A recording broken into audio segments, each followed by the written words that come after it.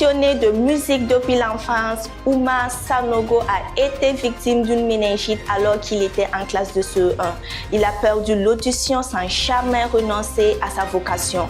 Aujourd'hui percussionniste, il a fait de l'animation musicale de cérémonie son cheval de bataille. Élément à suivre dans ce journal. Nous sommes en pleine période de carême et de jeûne, temps de retour à Dieu, de charité et de renoncement aux mauvaises habitudes. Cette année, ces deux périodes de pénitence coïncident et portent un message de convergence, d'union et de solidarité. Un message de Abbé Odilon Cabré à découvrir dans cette édition. Madame, Monsieur, bonsoir et bienvenue. Comme annoncé en titre, Oumar Sanogo est passionné de musique depuis son jeune âge, mais une méningite lui a fait perdre l'audition en classe de CE1, mais pas sa passion ni sa détermination. Aujourd'hui, il est percussionniste à plein temps et fait parler son art dans de nombreuses cérémonies. Un reportage de Cécile Sawadogo. Écouter, entendre. Des actions banales pour l'homme. Pourtant, pour certaines personnes, cela ne va pas de soi.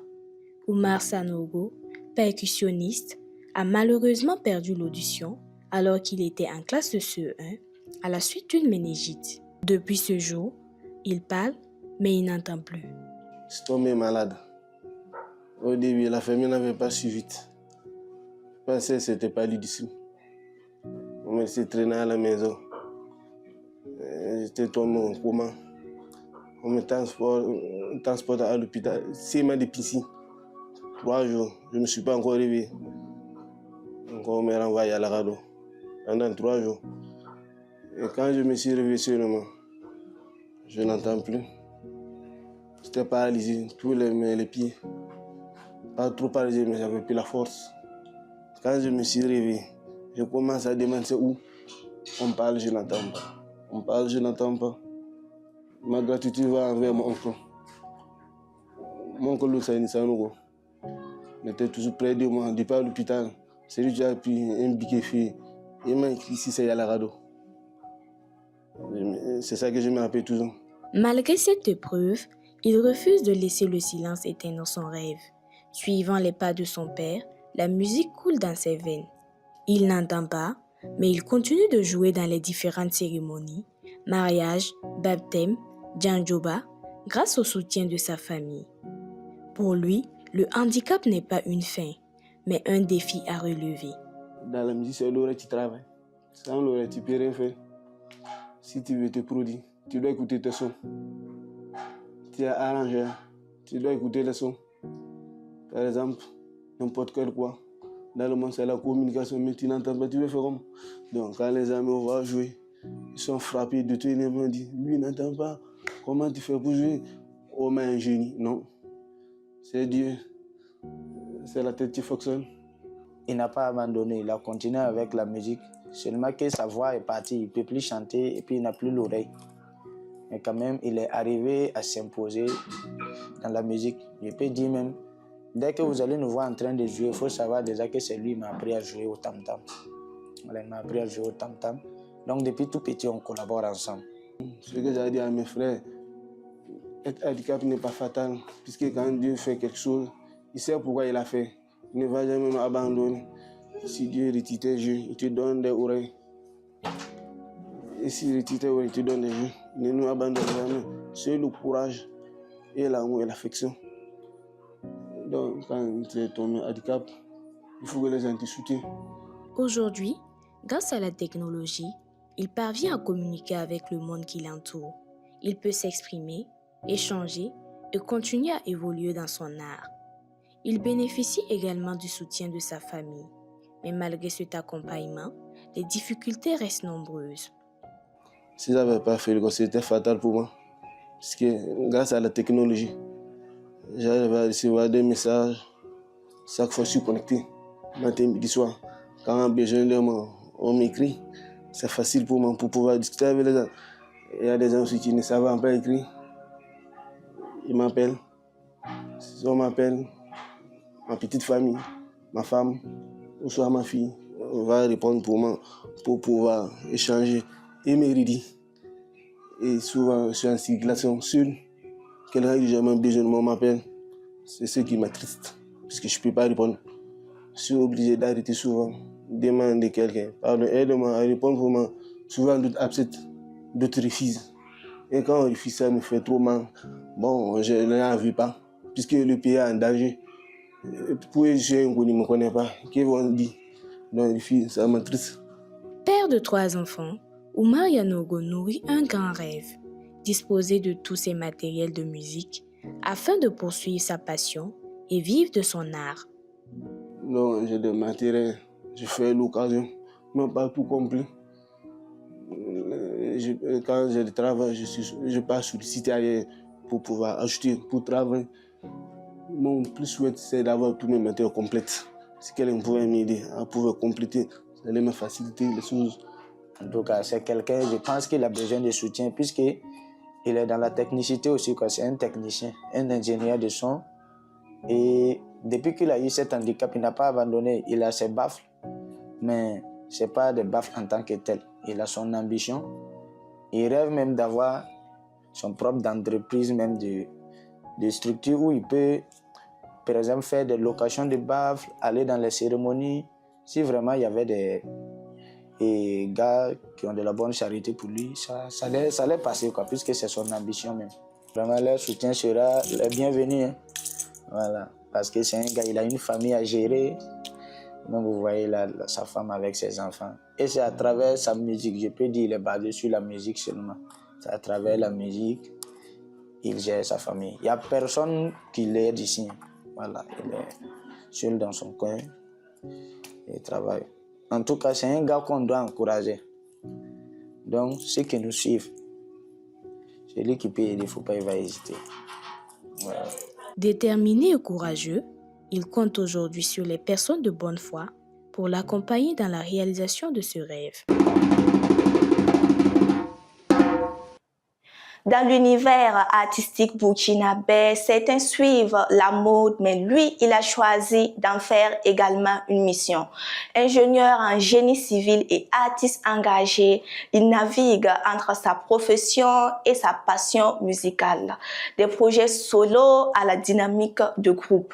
Dans ce commentaire de l'émission Culture Box de cette semaine, découvrez le parcours de Salia l'artiste avec Sou Francine Ouattara. Ingénieur en génie civil, artiste par conviction. Pour lui, la musique n'est pas un choix, mais une mission. J'ai décidé d'en faire une mission parce qu'en vrai, déjà, vous savez, je chante l'amour. L'amour, c'est quelque chose de très important dans le monde-ci. Parce que le monde est très méchant. Ouais. Sans amour, vraiment, on se perd. Du coup, j'ai décidé de transférer de la bonne humeur, de l'amour, montrer en fait à ces personnes qui se sentent pas aimées qu'en fait il y a des gens toujours pour vous aimer. Généralement on cherche très loin ce qui est à côté. Du coup c'est ce message que j'essaie de transmettre en fait. Depuis 2017, il avance avec une vision claire, bâtir plus qu'une carrière, bâtir un héritage entre carrière solo et aventure collective. Avec Vision Zéro, il apprend l'équilibre, être leader sans perdre l'esprit d'équipe. En vrai, c'est pas du tout simple quand tu es dispersé et tout, mais ce qui me fait tenir, on va dire, c'est la passion. Parce que c'est vrai, je suis très passionné de musique, mais j'aime beaucoup aussi ce que je fais comme travail. L'architecture, c'est vraiment de l'art. C'est comme le dit mon nom, Salia l'artiste. Oui. J'aime tout ce qui est artistique. Oui. Donc, c'est surtout la passion qui me fait tenir. Je ne lâche rien et je suis tout le temps en train d'essayer de m'améliorer un peu partout. Assis dans le noir, je me demande si j'en serais bien capable de donner tout l'amour que tu mérites comme la pureté que tu dégages. Tu es toujours là pour moi, même dans les pires moments. Le bon Dieu l'a prédit, je suis sûr que t'es mon nom. Bon, mon message, ce sera à ma fanbase. Je vais leur demander de surveiller les nuages parce qu'il va pleuvoir des mélodies. Wow. Il va pleuvoir des hits. Et là, on est en train de se préparer pour, en fait, faire la compétition internationale. parce que la compétition elle est internationale. J'ai l'impression que les Burkinabés pensent qu'on doit chanter pour les Burkinabés, mais la compétition elle est internationale. On doit pouvoir rivaliser avec des artistes américains, des artistes asiatiques, partout dans le monde en fait. Donc, c'est de surveiller les nuages parce que là, je me prépare pour venir très en force. Vous venez d'entendre un aperçu, mais l'histoire est plus profonde, plus inspirante, plus vraie. L'émission complète est disponible. Allez découvrir l'univers de Salia l'artiste dans Culture Box. Et surtout, dites-nous ce que vous en pensez. Carême, jeûne, cette année, les deux coïncident. Un temps pour se rapprocher de Dieu, partager et renforcer les liens de solidarité entre les deux religions. Le message de Abbé Odilon Cabri. Suivez.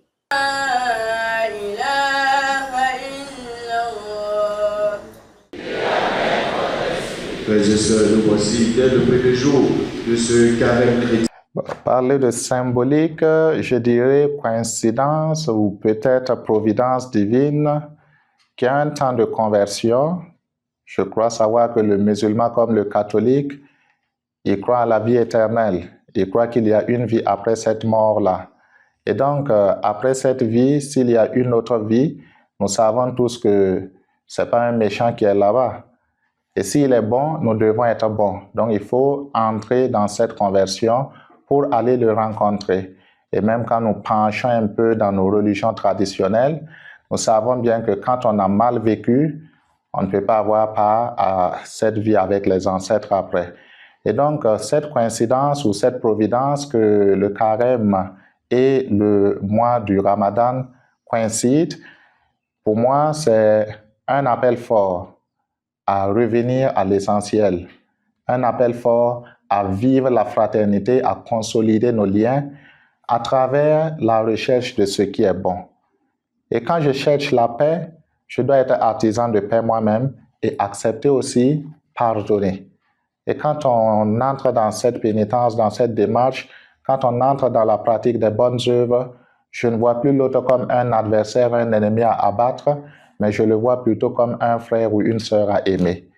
Et donc, musulmans, catholiques, nous croyons tous que nous cherchons Dieu, nous cherchons un être supérieur et envers qui nous devons toujours tendre.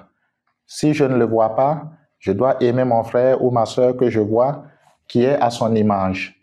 Et donc, c'est un temps de grâce pour les fidèles musulmans comme pour les fidèles catholiques pour revenir à l'essentiel et pour recentrer nos liens de fraternité, nos liens de cohésion pour un monde meilleur.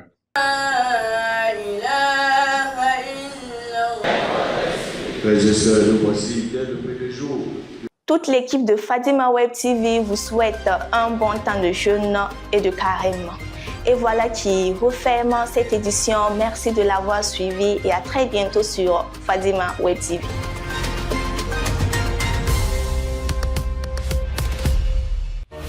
Fadima Web TV, les racines de l'actu.